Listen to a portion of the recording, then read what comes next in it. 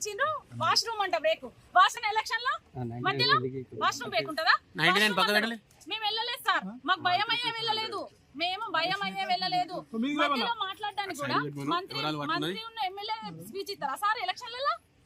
speech ఇచ్చిండు మేము ఉన్నాము మా ప్రభుత్వం ఉన్నది మేమే పనులు చేస్తామని మాకు అంటే మమ్మల్ని బెదిరిస్తున్నారా సైకిల్ చేయడం సార్ సైకిల్ చేయడం ఇట్లా పిలవడం మేము వచ్చిన పని పూర్తి చేసుకోవడానికి కోసం మేము తల కిందికి వేసుకొని కూర్చున్నాం సార్ మేమందరం 40 మెంబర్స్ కూర్చుంటే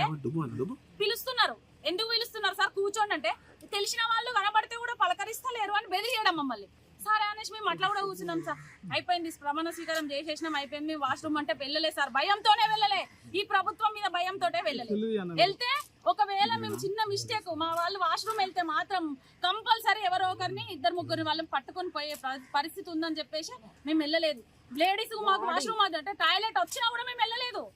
అక్కడే కూర్చున్నాం వీళ్ళు ఎత్తుకపోతారని తెలిసి మాకు తెలిసి ఆ ప్రభుత్వం అట్లా చేస్తుర్రని సరే అయిపోయింది సార్ అదైపోయినాక ఏం చేసిండ్రు మునన్న అని మన 8వ వార్డు కౌన్సిలర్ ప్రమాణం స్వీకారం అయింది సార్ అయినాక తనని ఎవరు కాంగ్రెస్ పార్టీ పేరు గుర్రం శ్రీనివాస్ లేదు Congress party madam Congress party plan కొద్ది వాళ్ళు వాష్రూమ్ పోయి వచ్చిన తర్వాత అప్పటిదాకా సైలెంట్ ఉన్నారు సార్ వాష్రూమ్ పోయి వచ్చిన తర్వాత ప్లాన్ చేసి